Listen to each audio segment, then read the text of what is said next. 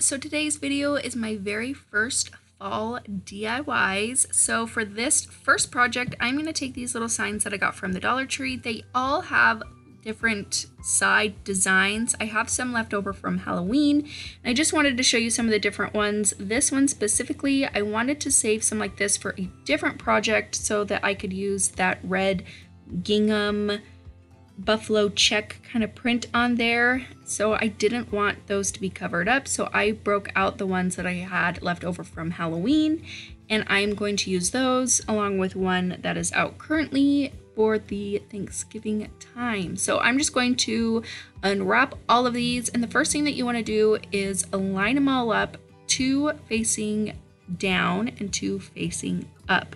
I'm going to turn these into a little centerpiece slash what do you want to call it, flower box, planter, if you will.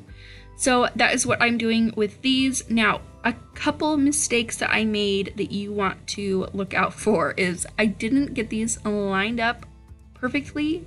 If you glue them together, make sure that the sides are lined up as close as you can get them, flush together. If you don't, it's going to cause you a ton of issues, which is what happened to me right here. I don't get them lined up completely, flat on the ends, and it gave me so much trouble. I tried taking them apart, seeing if I could just, break them apart and then glue them back together, but I ended up breaking it.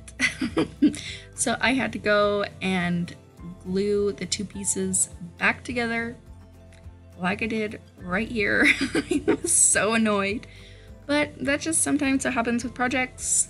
They don't go as planned, and you kind of have to improvise. So don't mind the screaming children in the background of this video either. They're fighting. So I go ahead and take off the little hangers for the top 2, and then I glue these 2 together, like I said, 2 facing up and 2 facing down.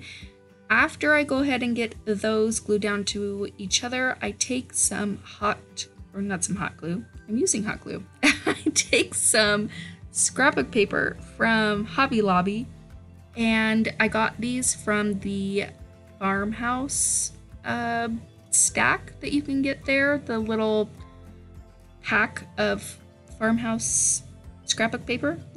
This is where this came from.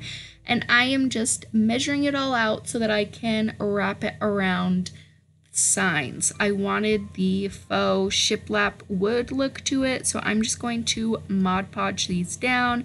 Now, another thing that's happening, because I didn't glue them the right way together, the paper is all just not centered, and it was really hard to get it all to look good. It was one of those things where I kept being like, should I just scrap this because it is not going the way that I thought it was gonna go? But I just kept with it, and I think that in the end it turned out really, really cute. So here I am just taking my sandpaper, and I'm just going over all the edges where there's some paper hanging off, and I just, like I said, I go over it a bunch and then it will come right off. You can see right there. You don't have to get scissors out, just use some good old sandpaper. So now I'm taking my mineral chalk paint and an attempt to kind of hide the imperfections, to slightly distress it. I don't know if it really did that or not, but it ended up making it cute. I think it added some nice, little touches. So you can see kind of those imperfections on the sides there where the paper just, it wasn't an even surface, so it was pretty difficult to get it on there. So do what I'm doing, just do it a whole lot better than what I did it. Or how I did it, I should say. If I can speak English, that would be great. So after I paint it, I go over all of it with Mod Podge just to give it that hard surface area on the outside, and then to make sure all of the the paper is stuck down on there really well. Next, I'm just taking these pumpkins that I got from the Dollar Tree. They have so many different sizes. They're really, really cute. I just take all the little stems off of them, and I'm painting them in the moss paint from Waverly, and I give all of these a good 2 coats. In between coats, I use my heat gun that I got from Amazon to make the paint dry a bit faster. So afterwards, I'm taking my Waverly white chalk paint and I'm trying to get the like splatter paint effect. It wasn't working, so I used some acrylic paint instead. It's a little bit more watery, not as thick, and it took me a little bit to figure out the best way to do this. A lot harder than you'd think it is, but I was struggling. So I just did this all over the pumpkins, front, back, top, bottom, everywhere, just to give it that nice white splattery effect. And then after that, I go through with some hot glue and some floral foam that I got from the Dollar Tree, and I'm going to stick that on down inside of the signs so that any florals that I put in can stick really well in there, and then I don't have to glue my florals down, so then I can reuse them next season or for a different project or for whatever it is. Then I don't have the glue all over my florals. I can just stick them in the foam. So after that, I am going to take these little bush things. I don't know exactly what they're called. I think that the tag just said bush. I got them from Walmart. I think that they were 97 cents. They are so stinking cute. I love the color. It's like a cream pinky-ish champagne kind of color. I thought it was gorgeous. So I just go ahead and stick all of these in different places just to, you know, just stick them in random places basically. And then after that, I'm going to take these little sunflowers. These are honestly my favorite thing at the Dollar Tree right now. I have so many of them. I have stocked up because they are so dang cute. So I'm just going through again, just scattering them all around and placing them wherever I see fit, wherever I think would look good. There's really no rhyme or reason to what I'm doing. I'm just placing things in random spots. You just want to play around with the arrangement until you like what you get. So then I got these marigolds, I think is what it said, from the Dollar Tree as well. And I'm going to also just cut them off of the stem and place them around wherever I think looks good, wherever I want it filled in a little bit more. I mean, there are so many different things that I'm going to put in here that I just use as filler just to make it look nice and full and pretty. I don't know what other word I can use to describe, but that's basically all I do. Next, I'm taking this lamb's ear that I got from, I believe, Joann's. I don't remember how much it cost, but I just went ahead and cut off one branch off of there and then, you know, cut leaves off the little stem parts and pushed those down in there. And then I'm taking this cotton pick that I got from Michael's. It has the cotton balls on it, and then it has the pine cones, if I can remember what those are called.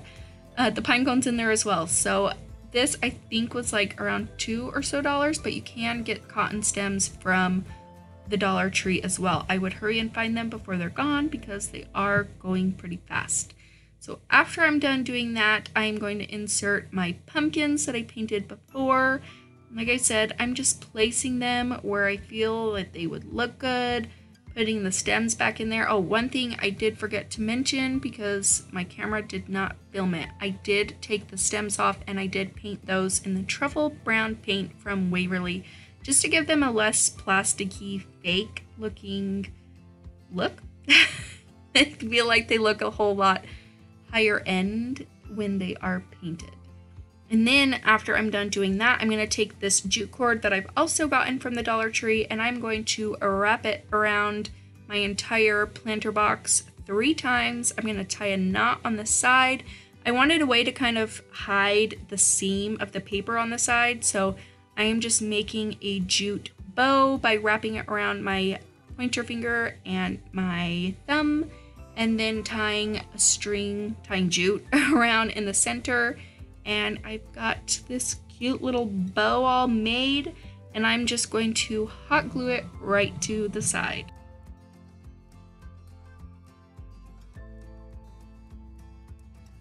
For this next project, I am taking more of that jute Decor jute twine, whatever you want to call it, from the Dollar Tree, and I am measuring out 55 inches for the entire piece, basically.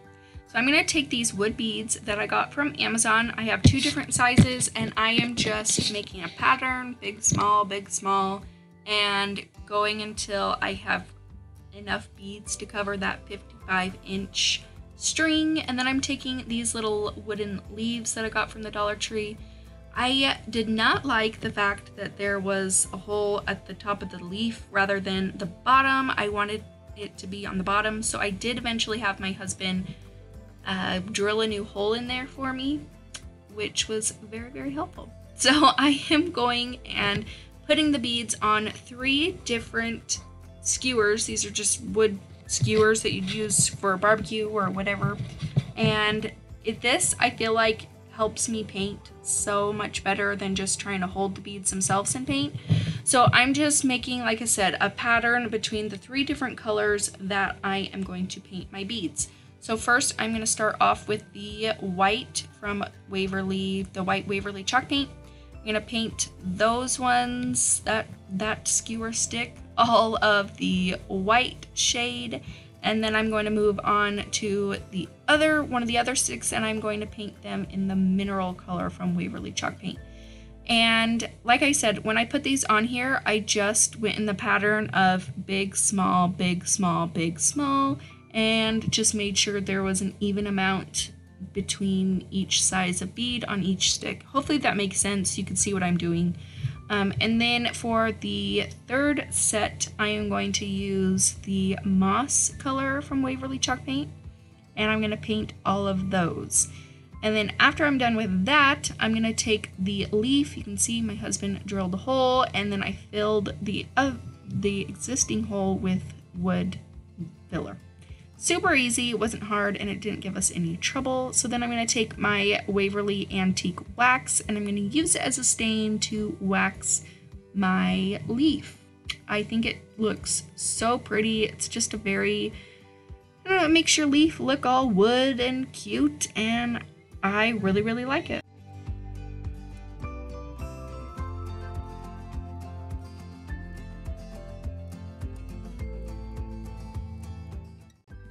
So to make my tassel, I have this little template that I cut out just from some cardboard. I got this idea from the Daily DIYer. I thought it was a brilliant idea, and it helps make my tassels so much easier. So I basically just cut out a 3-inch piece of cardboard, cut a little square in the middle. I wrap my string around 20 times, and then I take another piece of string and wrap it around the middle and take it off after I've tied it. You can see what I'm doing. I'm probably explaining this horribly, but it's really easy. If you just cut yourself out a little piece of cardboard, it makes this process so much easier. So with that string, I just tie it around the middle or the top part, and then I cut the bottom so that they are no longer attached. Then I'm going to tie my tassel onto the twine, the 55-inch twine that I had gotten, that I cut from the beginning. Where are my words today? I don't even know what I'm saying. So I'm just going through and again, just doing that pattern. I'm going green, white, and then the beigey mineral color, and then big, small. So I just follow that pattern all the way until I no longer have any beads left.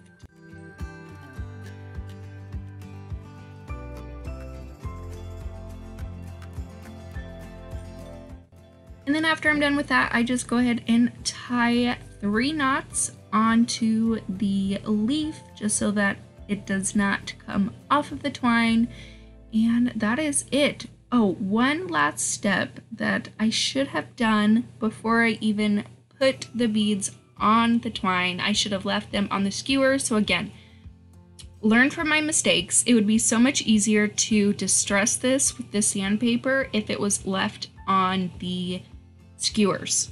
So do that step before putting it on the string, because trying to distress these while they were on the string was so much harder than it needed to be. So just take that little tip, do it on the skewers. And then I also did a little distressing to the leaf itself, just around the sides, just to give it a little bit more dimension, and I thought it ended up looking super, super cute. So here is the final result. I love how distressed it looks, and yeah, I thought it turned out pretty good. So for this next one, you are going to get these little houses from the Dollar Tree. They have all sorts of shapes and sizes. I've only been able to find them one time, so when I did, I picked several of them up. So I'm also using the scrapbook paper that came from the same Farmhouse paper pack from Hobby Lobby. I am going to trace around the paper with this, and I ended up doing this twice because, again, apparently these projects were just ones that I was going to struggle a lot with for whatever reason, and I could not for the life of me get the paper the correct size to fit inside of the little house. I ended up having to take some white paint and paint the back of, the inside of the little house so that you couldn't really tell that there was little spots missing. It was a little bit too small than what it was supposed to be. See, I tried putting the paper in and creasing it so I know where to cut, and it just didn't work. You could see the sides really well, and I don't know what was going on with me. I just could not, for the life of me, get it to fit in there the way that I wanted it to. So like I said, I did it twice.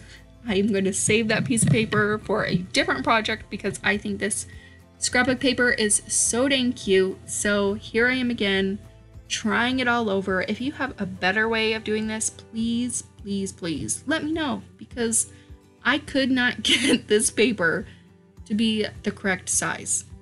I mean, obviously when I'm tracing it out, it's going to be bigger than the inside. So I tried just, pushing it all in there first before I made any kind of cuts so that I could get the creases, and it still ended up not right after I cut it. There were still parts where you could see the back, and it was driving me insane, but I said, whatever. I went with it. Little mistakes here and there. Nobody could tell in the end. You can't tell by the time I'm done with it all anyway. So just take it from me. You're going to make mistakes. Things aren't going to go the way that you planned. But in the end, nobody can even notice. So like I said, I took some white paint, then I took my Mod Podge, ran it around all of the edges and in the middle, and then I stuck my paper back down inside there, smoothed it all out, and then when that was dry, I did go over the edges again with some more Mod Podge just to make sure that they were all stuck down and they weren't going to come off. And then after that, I'm taking these little pumpkins again, but I'm just going to take one and I'm going to cut it in half. If you can hear children, I'm so sorry. I'm going to cut it in half, and I'm only going to need one half. So I will use the other half of the pumpkin in a different project. And then I got these pine cones and pumpkins from Hobby Lobby. I did get them at 40% off. I'm going to use one pumpkin and I'm going to cut that one in half. I thought that this orange color was so cute because it's not like a very vibrant orange. It's definitely a more muted down, I don't know, dirty orange. I don't know what you'd call it. So I'm going to take that pumpkin that I got from the Dollar Tree and I'm going to paint it in the white Waverly chalk paint, and I am going to do 2 coats on this. And then I got this metal blessed word from, I think it was Joann's.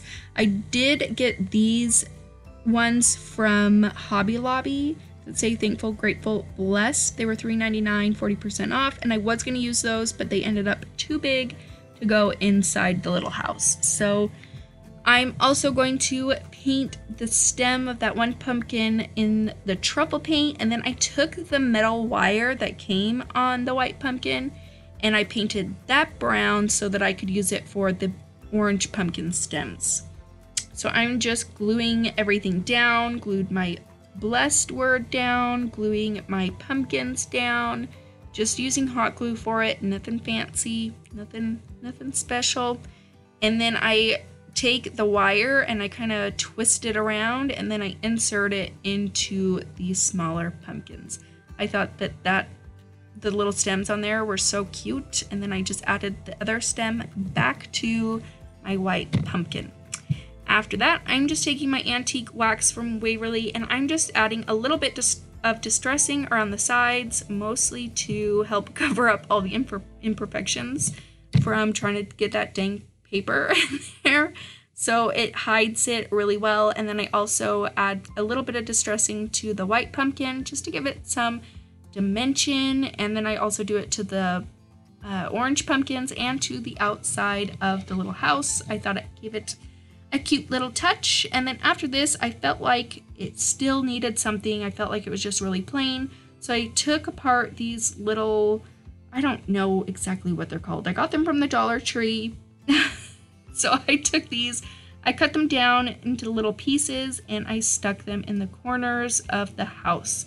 I'm going to stick a couple of them in the 2 corners on the bottom, and then I do end up gluing some to the top in the middle above the blessed word. And then after I'm done with that, I'm taking these little sunflowers again and sticking them in the side of, you know, on the 2 sides. I thought those were super cute. And so then, like I said, taking them and putting them in the top of my house. And then I do make a little jute cord string. You know what I mean. I'm making a jute bow that I got the twine from the Dollar Tree, like I said before. And I'm going to hot glue that bow down on top of the little florals that I put above there. And I thought that it just kind of completed the look. I absolutely love the way that this turned out. I think it is definitely one of my favorite pieces so far.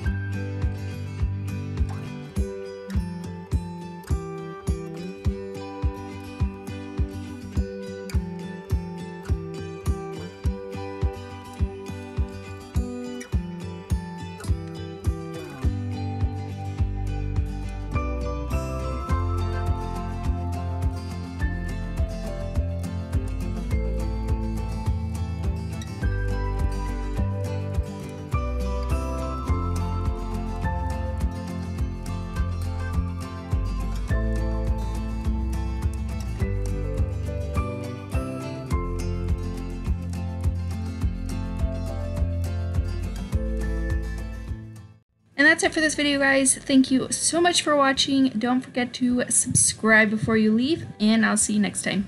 Bye!